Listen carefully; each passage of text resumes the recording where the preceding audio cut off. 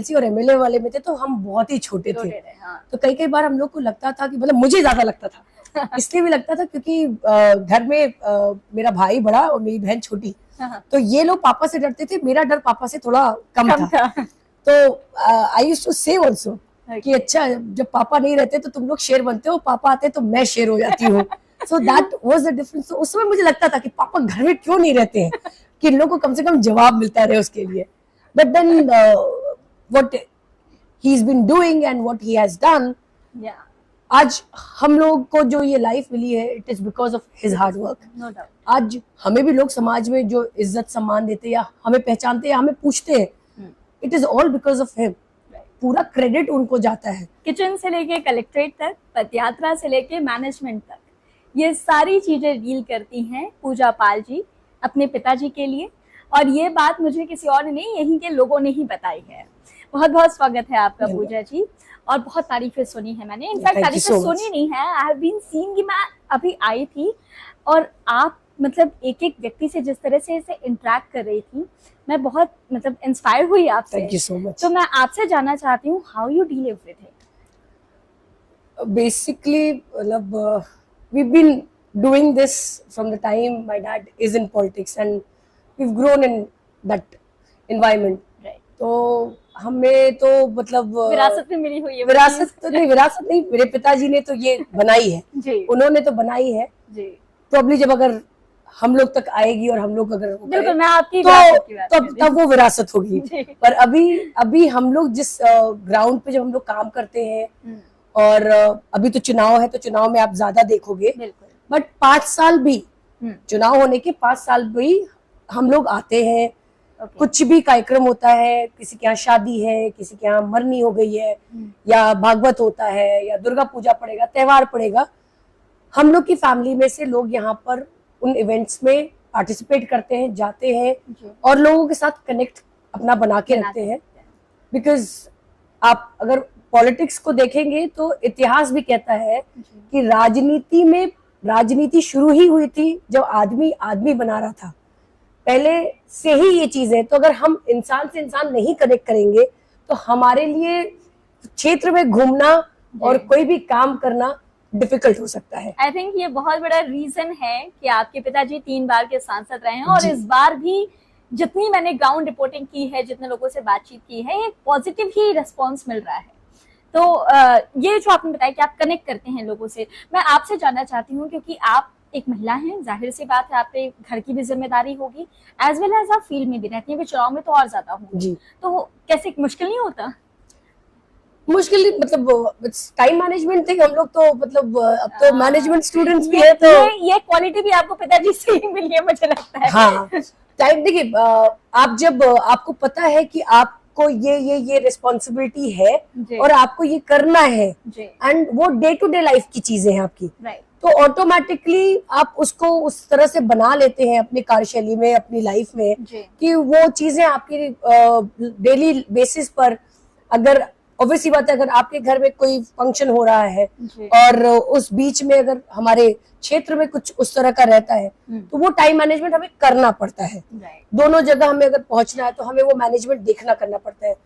अब ऑब्वियसली बात है, जैसे आपने कहा भाई, घर है, ससुराल है, मायका है, बच्चे हैं, दोस्त है, परिवार है, उसके साथ क्षेत्र में भी काम करना, तो मुझे लगता है कि जो दायरा हम लोगों ने पहले घर तक रखा था, आज के डेट में हम लोगों ने ये पूरे लोकसभा में कर लिया है। तो दायरा बढ़ाने में कोई खराबी नहीं है। परिवार बढ़ गया, हमारा परिवार बढ़ गया है, परिवार के सदस्य बढ़ गए हैं, और हमारे यहाँ मतलब एक धर्म के सदस्य नहीं, हमारे यहाँ सब धर्म के सदस्य हैं और हम सब एक परिवार की तरह रहते हैं। That's really great। मैं आपकी पर्सनल लाइफ के बारे में, मतलब पर्सनली मैं आपकी एजुकेशन के बारे में और आपका कार्यक्षेत्र क्या रहा है, कुछ प्रोफेशन भी आपने कुछ अपनाया था, वो सब चीजें मैं आपसे जानना चाहती हूँ। मैंने MBA किया हुआ है और कुछ टाइम के लिए मैंने टाटा स्टील में जॉब की थी। 3.5-4 साल जॉब की थी मैंने उधर झारखंड में, क्योंकि हमारे हस्बैंड झारखंड कैडर से थे, सो हम वहाँ रहते थे। और उसके बाद जब मेरे दोनों बेटे और मेरे फादर इन लॉ को हेल्थ इश्यूज शुरू हुए, तब मैंने जॉब छोड़ के फिर मैंने अपना ही बिजनेस शुरू किया। और अभी मैं अपना एक छोटा बिजनेस चलाती हूँ और वहां से टाइम निकाल के फिर मैं क्षेत्र में आके पिताजी का भी काम देखती रहती हूँ। क्षेत्र में मैंने सुना है कि आप जाती हैं लोगों के पास, अच्छा कोई एक पर्टिकुलर क्षेत्र ही चुना है या वास्तव आप हर जगह पे जाती हैं? मैं अभी पर्टिकुलरली उनका एक विधानसभा देखती हूँ, वो है बांसी विधानसभा। बट अब कांटेक्ट, मतलब मुझे भी 15 साल हो गए साथ में पापा के, उनके स्ट्रगल में साथ में हूँ और काम देखती हूँ, करती हूँ। तो अब मेरे 5 विधानसभा में लोगों से कॉन्टेक्ट है, कनेक्ट बने हुए हैं, उनके भी कार्यक्रम में जाती रहती हूँ। बट फोकस मेरा बांसी के जनता और बांसी के लोगों के साथ में ज्यादा रहता है। भाजपा की विचारधारा से कितना कनेक्ट कर पाती हैं आप?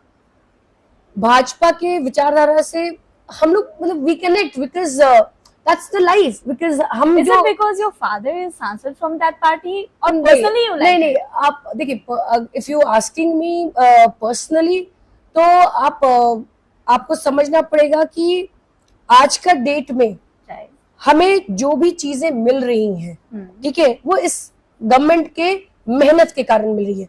आज अगर मोदी जी ने इतना बड़ा स्ट्रॉन्ग स्टेप लिया या अमित शाह जी ने उतना बड़ा स्टेप लिया कि वो 370 हटाएंगे कश्मीर, क्योंकि हमारा पार्ट है, तो आप अगर उन चीजों को सुनेंगे, देखेंगे और आप पढ़ना शुरू करेंगे तो आपको पता चलेगा कि जो सपना ये लोग बना रहे हैं, इट इज अ ड्रीम कि इंडिया एक है, सब एक है।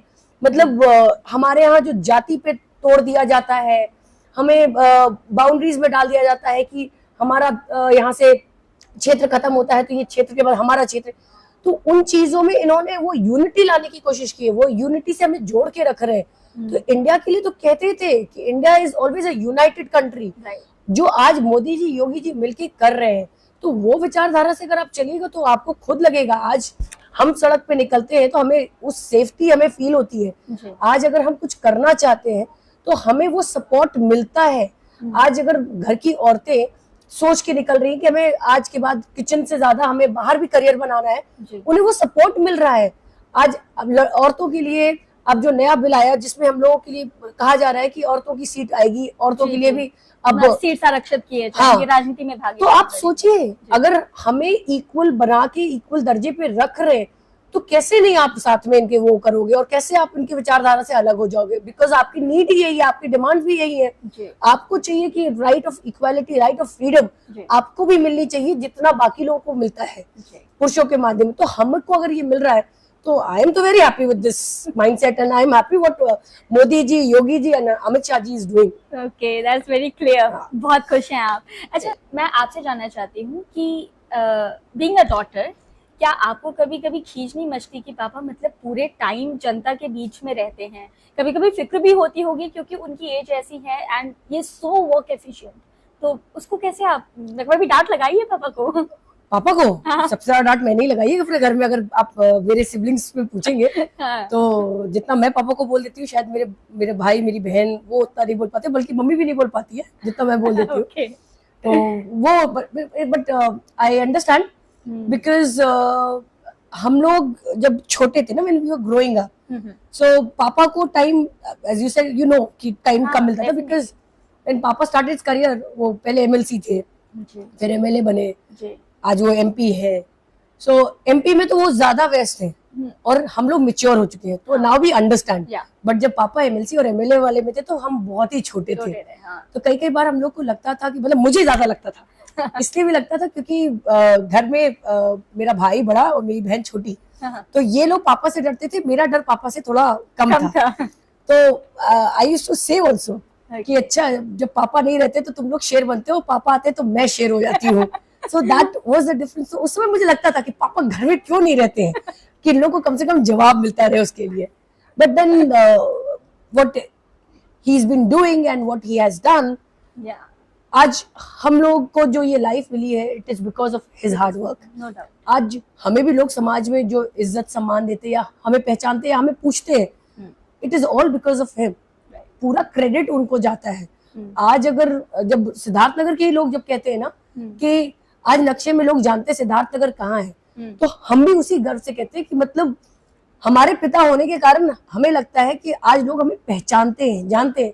वरना कितने ऐसे नेता होंगे जिनके बच्चों को आप भी नहीं जान पाओगे। सही बात है। या उन नेता की कार्यशैली आई और चली गई वो भी पता नहीं रहेगी। सही बात। बट जिस तरीके से इनका जो जुनून है पॉलिटिक्स को लेके, लोगों की सेवा करने में, सोशल सर्विस में, मतलब लोगों के बीच में रहने में, हम लोग तो बोलते हैं कि पापा का अगर 10 to 20% भी हम लोग के अंदर में वो आ गया और हम लोगों ने सीख लिया, तो शायद जो तो पापा से जो थोड़ी बहुत लोगों की नाराजगी रहती है वो भी खत्म हो जाएगी इसके बाद, क्योंकि हम लोग भी फिर उतना दे पाएंगे। बिल्कुल बिल्कुल। बट ठीक है, वो बचपन होता है, बचपन में लड़कपन रहता है, तो आप थोड़ा तो करते हो। Now you are so much mature, और हाँ। मुझे लगता है कि बहुत सारी चीजें अब आप डील करती हैं।